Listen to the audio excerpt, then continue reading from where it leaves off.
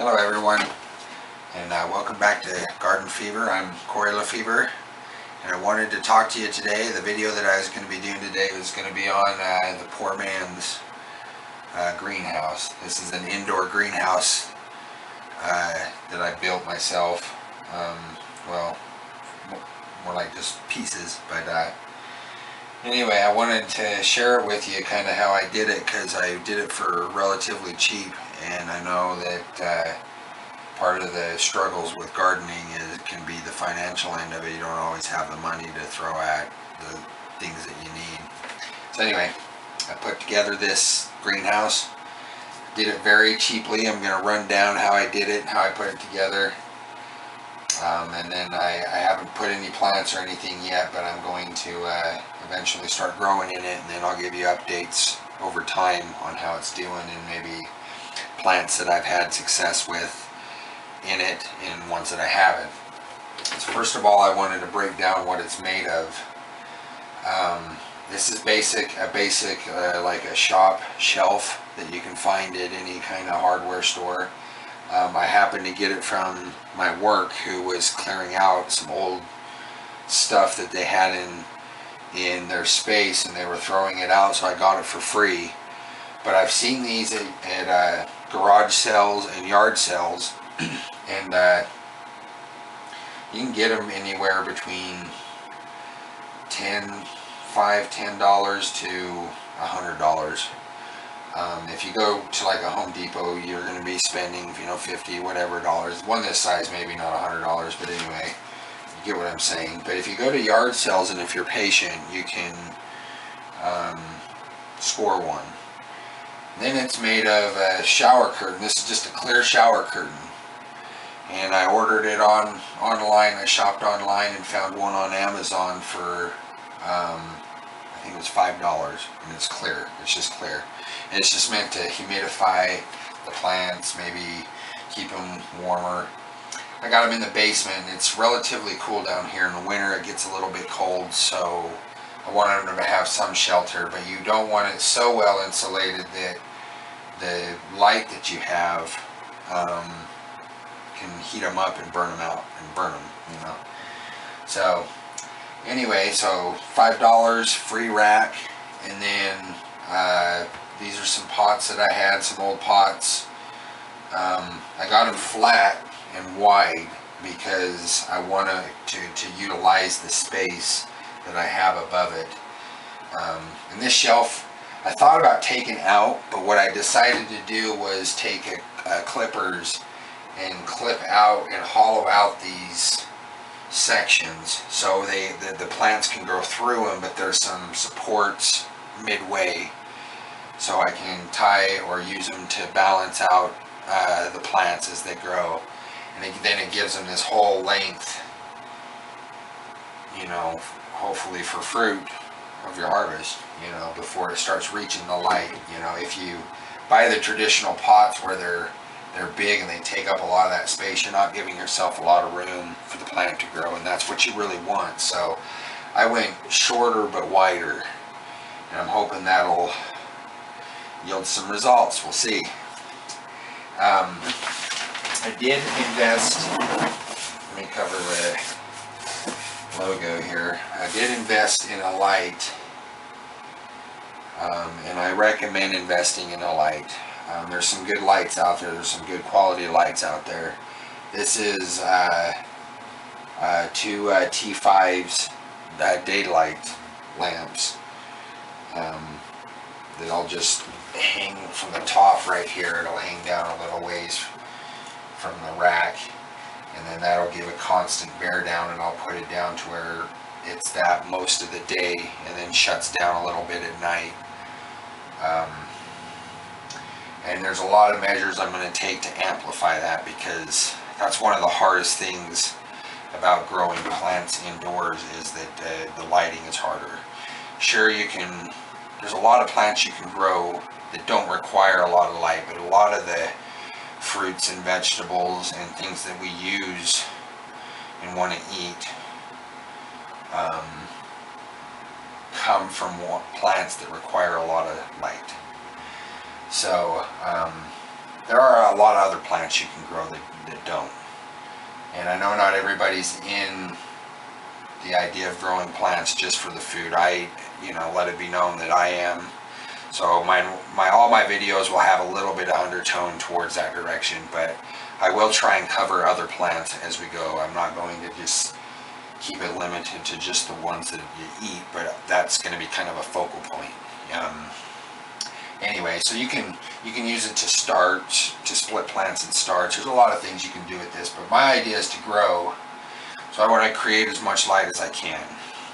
So I invested in this light, and it cost around $40. So far I'm in at 45 bucks.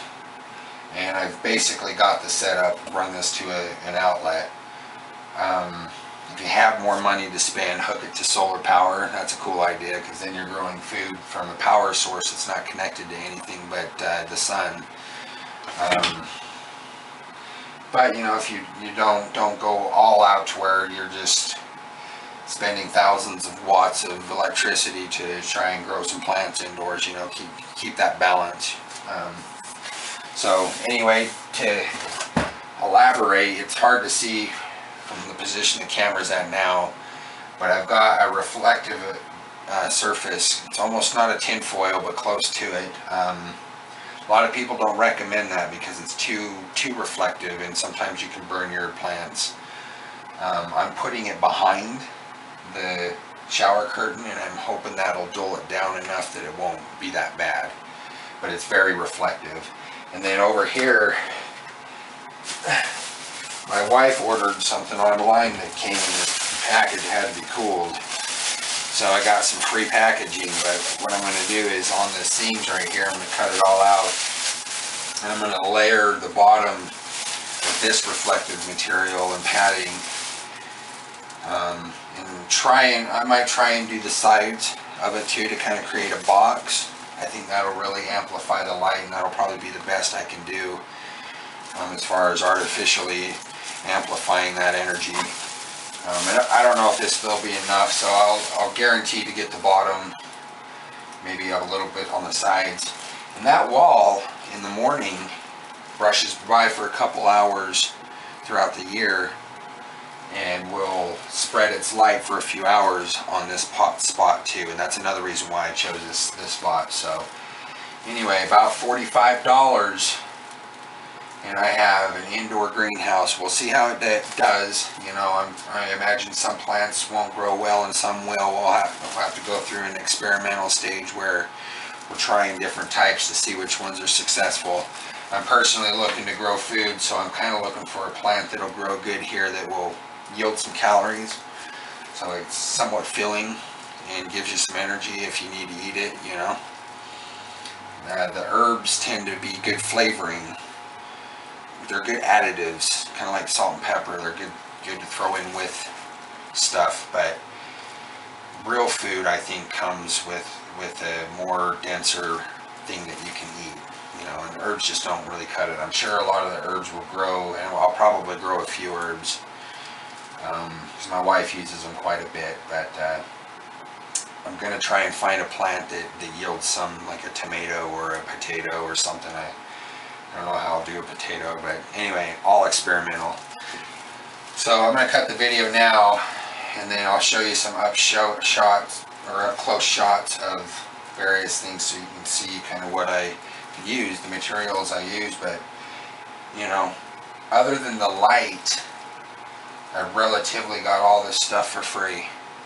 So for the beginner gardener, for the poor man that needs to grow some food, there's a simple way, a simple solution that you can kind of create to take some of the strain off of your wallet and have some food.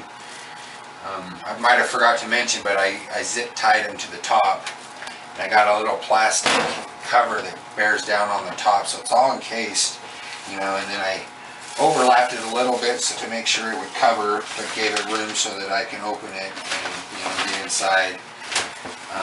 The shower curtain where the rings are is where I zip tied it to the thing, and I just encased it all around, all tight. And there's some holes that let out moisture, and you need some oxygen flow. You don't want it completely airtight, especially indoors. If it was outside, you'd want it a little tighter if you want to protect it from the cold. But being indoors where you have a relatively constant environment, you want a little bit of an airflow, you know. All right, cut here and we'll be back. Okay, we're back. Start off with the pots. They're gray self-watering pots. And they're long and flat. You probably can't see, it's probably not bright enough in there, but anyway, I could just water it right there and the roots will sap it up, which poses a problem on the other side because the other side is sealed off, so this one might have to water up top. And then for that space I'll probably put a couple pots and grow a couple herbs. Down there I got more of those plastic pieces on it. That'll be storage. And then I finally got the light put in. It goes off down there. So, you know, they had little metal, like U-shaped things that it's hanging on, and those were kind of a pain to get them both in with the only inch gap in there and get them to hang and attach properly at the same time. That took a little bit of time, but anyway, that's going to be my startup. This is that reflective material. I got it off of an old TV, and it's like really smooth and really reflective. So basically that's going to make the back part right here. And then I'll cut up that reflective installation or insulation that I got from my wife's packaging to finish up boxing that up, and then it'll be good to go. Now I must say, on this light I had my first blunder, which was, it's a T5, I think it's a 24 inch I think, but anyway, when I had to open it up and take these protective cardboard box things that they had in there in the center out. And the reason why they put those there is because the center of the bulb is long, and if you put any weight, it'll crack and break it if you put any kind of pressure on that center. So when you replace them and you work them from the sides, okay? I learned that the hard way, because if you come down here, there is the broken light. First blunder in my poor man's greenhouse. But anyway, shower curtain, I think once this is going, it's going good. It'll do pretty good. But anyway, I'm gonna finish putting this together, and then we'll be back. Okay, I finally got it all up and running. Just to give you a quick update, took that insulation and put it all on the bottom, and then I got that mirror behind it so it can reflect as much light. I've only got a 24 inch, well the light bulbs are 22 inch plant light, two bulbs, they're T5s. They're only 14 watts, so that's not a whole lot of light power, but I think it should be enough to grow some stuff. I planted in those some tomatoes. I did some lettuce, cherry tomatoes. I'm going to try various things. I don't know. We'll have to kind of experiment, but we can do some parsley, maybe a pepper, whatever we can get growing. So give it a shot just to see. I haven't taken the bars out, so the next update I'll show you that.